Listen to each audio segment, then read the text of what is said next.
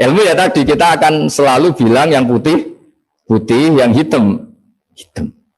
Makanya ini pentingnya ilmu. Tawaduk juga gitu. Kalau Anda ditakdir orang yang GR, yang gede rumongso, ditakdir orang yang kumo luhur, secara rasa bisa dilawan secara ilmu. Ada periode di mana sebelum ada kita yang kaya ya banyak, yang dapat hidayat ya banyak, yang terpelajar ya banyak. Ada daerah yang nggak kenal kita, nyatanya pendidikan di situ jalan, sistem sosial baik. Betapa tidak pentingnya kita. Nah, ini nanti memaksa kita atau melatih kita untuk tawadhu. Nah, dari hikmah ilmu itu kemudian kita minta maaf sama orang lain itu mudah. Karena kita sadar bahwa adanya kita ini problem. Saya sering digojlok orang-orang kaya. Orang-orang kaya itu ya kadang agak kurang ajar tapi nggak bisa dibantah. Begini, pernah tanya saya gini, Gus, saya ini punya mobil mahal, harganya 2 miliar. Kayaknya yang berat pakai jalan raya saya kan. Kok bisa? Bayarnya pajak saya mahal. Sehingga kayaknya paling pantas saya. Yang naik ontel itu kan nggak bayar pajak. Harusnya nggak boleh pakai jalan gitu. Terus saya bilang, mbah-mbahnya yang naik ontel itu pejuang, bapak kamu enggak.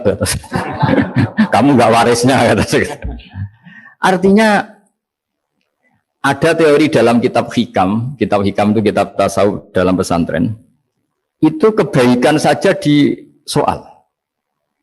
Misalnya begini, kita ini bangga sebagai urip yang tertib, hidup yang tertib di kantor, di tempat-tempat pekerjaan. Tapi kalau itu semua terjadi, kalau ada kecelakaan di jalan itu nggak ada yang nolong langsung.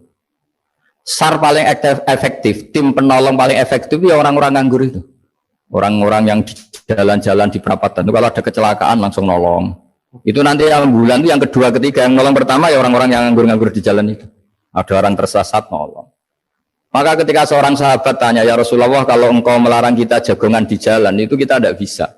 Tapi kata Nabi, ya silahkan saja tapi adu haqqat thoriq, hak kamu di jalan itu datangkan. Apa itu? Ya kamu bisa amar ma'ruf nahi mungkar. Coba kalau di terminal, di tempat publik banyak orang yang soleh, itu nanti copet ya sungkan. Yang mau jambret ya sungkan, karena yang di situ orang-orang soleh. Nanti yang nggak sholat juga sungkan, karena yang di situ banyak yang sholat. Jadi kenyamanan orang pergi jauh di tempat-tempat sepi itu ya barokahnya orang-orang nganggur terus ngaji, wah nengkono masih rame, ada orang yang di perapatan, di pertigaan. Bayangkan kalau ini orang-orang soleh, pasti itu nyaman, karena wilayah publik dihuni orang-orang yang soleh. Tapi orang pasti bilang itu enggak tertib. Kita inginnya hidup ya tertib di kantor atau yang suka di masjid, di masjid. Tapi kalau itu terjadi, itu enggak ada tim SAR gratis yang setiap saat kalau ada orang kecelakaan nolong. Makanya dalam makalah hikam itu paling masyhur diantaranya itu, manusia itu siapa? Manusia itu mangkanat mahasinuhu masawiyah, fakih falatakun masawihi masawiyah. Manusia itu orang yang saat baik saja ada salahnya, apalagi pas salah. Jadi kalau kamu punya toko, lagi laris, dan saat laris itu Anda ngerumat keluarga Anda melakukan kebaikan pada keluarga Anda. Pasti ada toko lain yang termahjubkan, yang tersingkirkan.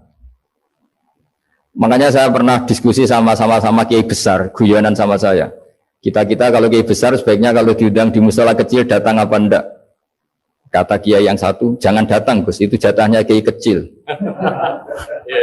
Terus kata yang satu, datang Gus sebagai bukti tawaduk bahwa kita kiai besar pun mau diundang yang kecil. Akhirnya kita ini ya kadang datang kadang enggak, karena kadang kita enggak datang supaya jatah rezeki kiai kecil enggak terambil. Kadang ya mau datang supaya dikira tawaduk. Makanya kalau seorang profesor sering terubah di bawah itu ya kasihan yang S1, SPDI itu kan nanti nggak jadi bintang kalau profesornya sering turun. Kalah terus gitu loh. Jadi kadang-kadang itu orang itu harus berpikir secara ilmu, jangan rasa terus. Jadi itu ilmu. Jadi semua yang kebaikan yang kita lakukan itu secara ilmiah bisa diperdebatkan. Ada orang senang ngomong serius supaya bangsa ini maju. Tapi bapak saya itu pesan saya, kamu kalau niat itu jangan sering ngomong serius kan. Masyarakat sudah capek mikir utang, mikir keluarga. Udah gitu sowan kiai dijak ngomong serius lagi nanti capek kan. Sehingga kiai dulu tuh kalau ketemu orang ya guyon terus. Karena tahu masyarakat sudah capek. Sudah banyak yang takut tanggal kredit gitu.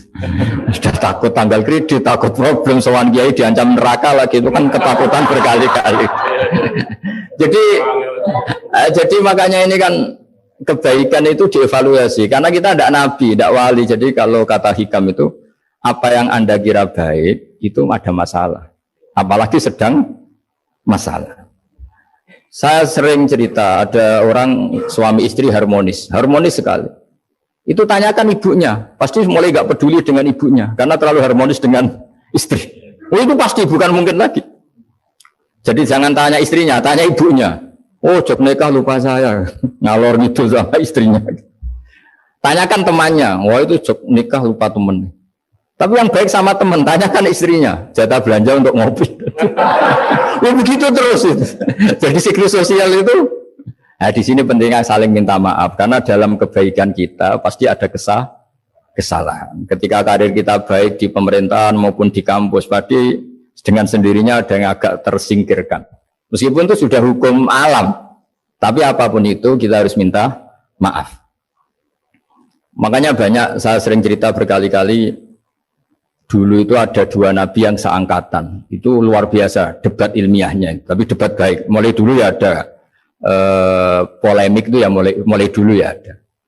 Yang Nabi Yahya itu suka berkawan orang-orang soleh. Kalau ditanya kenapa kamu berkawan orang-orang soleh, ya enak lah, karena berkawan orang soleh. Yang Nabi Isa sering berkawan orang-orang yang nggak jelas. Ditanya kenapa Anda suka berkawan orang-orang yang nggak jelas? Innama ana tabibun udawil mardo. Nabi dan kiai itu ibarat dokter, ya tentu menyembuhkan yang sakit.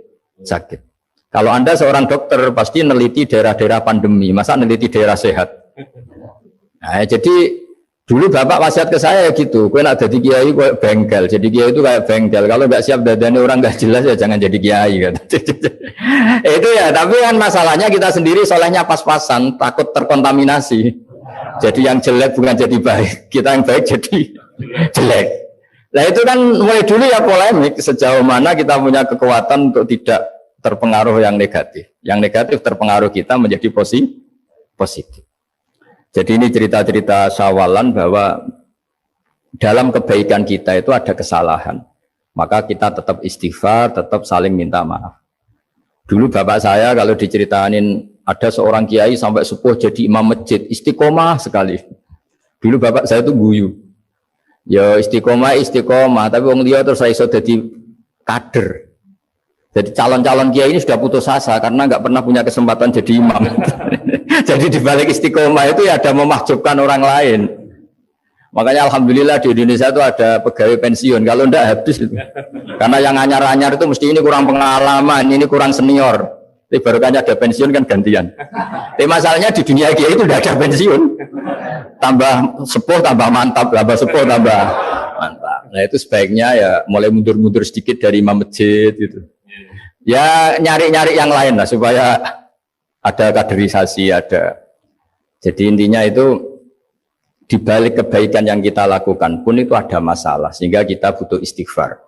Di sini pentingnya dawuhnya para wali-wali, dulu ada istilah wastighfaruna yahtaju ilal istighfar. Ketika kita minta maaf, sebetulnya minta maaf sendiri itu butuh minta maaf lagi. Minta maaf lagi itu butuh minta maaf lagi. Misalnya saya dengan Mas Hilmi ini akrab, pernah pakai uangnya misalnya. Itu kadang kita bayar itu malah tersinggung, kok kayak orang lain saja bayar. Minta maaf juga gitu, kalau kamu punya teman akrab, terus minta maaf resmi itu tersinggung. Kayak wong liya itu sepuro. Jadi kadang di sepuro itu malah masalah. Itu kan sama, kamu punya teman akrab terus kalau mau main, assalamualaikum, sakit masuk nopo boten, angsal boten, boleh nggak main, itu mesti teman kamu tersinggung. Kok kayak orang lain saja. Artinya ketika Anda merasa benar karena protokoler ketika masuk ke teman, ternyata itu salah. Teman kamu maunya nggak protokoler karena sudah akrab. Tapi ketika kita merasa akrab, ternyata selonang-selonang dianggap problem, kita tidak pernah tahu. Nah di sini kata ulama-ulama minta ampun itu kebutuhan manusia karena dalam kebaikan kita pasti ada kesalahan. Makanya disebut wastighfaruna yahtaju ilal istighfar. Kita selalu diajari Rabbana dzalamna anfusana, ya Allah kita ini selalu mendolimi diri kita sendiri. Jadi saat kita baik pun ada unsur kesalahan. Yaitu tadi kalau Anda jadi orang pasti ada yang termahjubkan. Kalau Anda kiai besar atau profesor atau pejabat turun ke bawah. Ya kalau gubernur turun terus ya bupati gak jadi bintang kan. Kalau saya kiai besar misalnya turun terus ya kiai kampung itu ya kasihan.